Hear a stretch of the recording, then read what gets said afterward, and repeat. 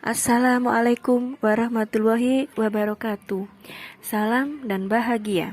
Saya Puji Sedia Utami, calon guru penggerak angkatan 5 dari Kabupaten Lumajang, Provinsi Jawa Timur.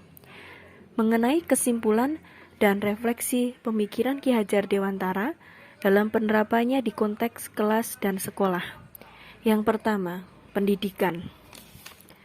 Pendidikan adalah menuntun segala kekuatan kodrat yang ada pada anak agar mereka dapat mencapai keselamatan dan kebahagiaan yang setinggi-tingginya sebagai manusia maupun sebagai anggota masyarakat. Dalam hal ini adalah untuk membentuk anak-anak menjadi manusia yang merdeka. Yang dimaksud dengan manusia yang merdeka adalah manusia yang lahir dan batinnya tidak bergantung kepada orang lain, akan tetapi bersandar atas kekuatan diri sendiri. Apa saja yang saya percaya mengenai siswa dan pembelajaran di kelas sebelum saya mempelajari modul 1.1 ini? Yang pertama, bahwasanya saya sempat merasa anak-anak yang berada dalam rentang usia yang sama, pasti mereka juga memiliki kemampuan yang sama. Yang kedua, sikap sempurna anak di kelas dalam mengikuti pembelajaran seperti duduk manis, berada di balik mejanya, mendengarkan pelajaran adalah satu-satunya cara supaya pembelajaran di kelas dapat berjalan dengan baik. Dan yang ketiga, saya merasa bahwasanya nilai dan ketuntasan KKM menjadi satu-satunya tolok ukur keberhasilan di dalam pembelajaran. Akan tetapi setelah saya mempelajari mengenai modul 1.1 ini, saya merasa bahwasanya ada beberapa yang ingin saya ubah cara pandang saya. Yang pertama, bahwa mendidik anak harus dengan bijaksana. Kita sebagai pendidik layaknya sebagai seorang petani, yang mana sudah diamanahi bibit-bibit dengan potensi yang berbeda.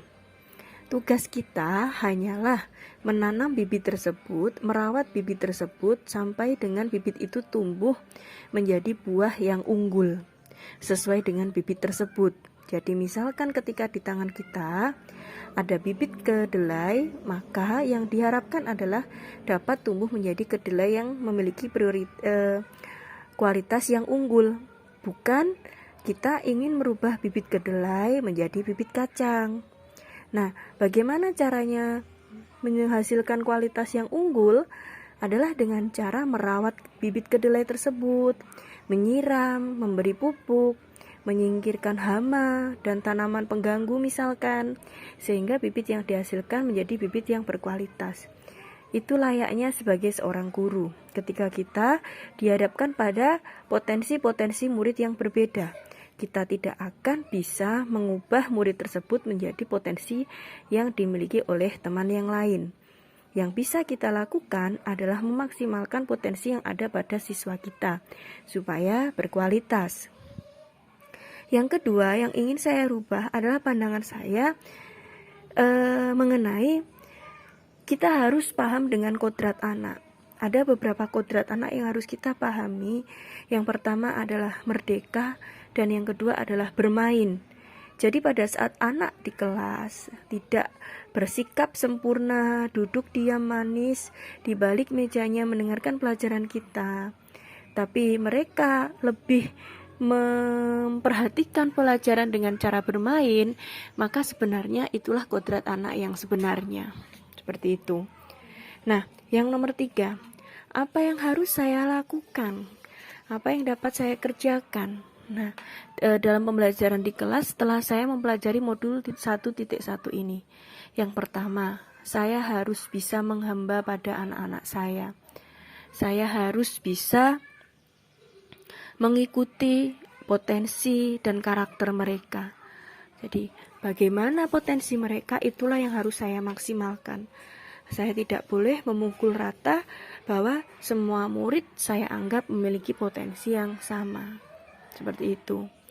Kemudian yang kedua, saya tidak bisa menjadikan nilai dan kemampuan kognitif sebagai satu-satunya alat atau tolok ukur untuk melihat pembelajaran dapat berlangsung sesuai dengan tujuan atau tidak. Akan tetapi ada dari skill keterampilan.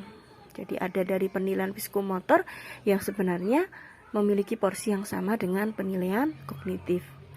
Intinya, setelah saya mempelajari modul 1.1 ini, saya berpendapat bahwa guru bukanlah sebagai pusat di pembelajaran. Jadi yang sebenarnya sebagai pusat pelajaran adalah murid atau student center, seperti itu. Dan guru tugasnya sebagai pendidik layaknya sebagai seorang petani yang tugasnya adalah memaksimalkan bibit-bibit tersebut supaya tumbuh dengan baik, bukan menyulap bibit-bibit yang ada menjadi bibit yang lain. Sekian dari saya. Terima kasih atas perhatiannya. Wassalamualaikum warahmatullahi wabarakatuh.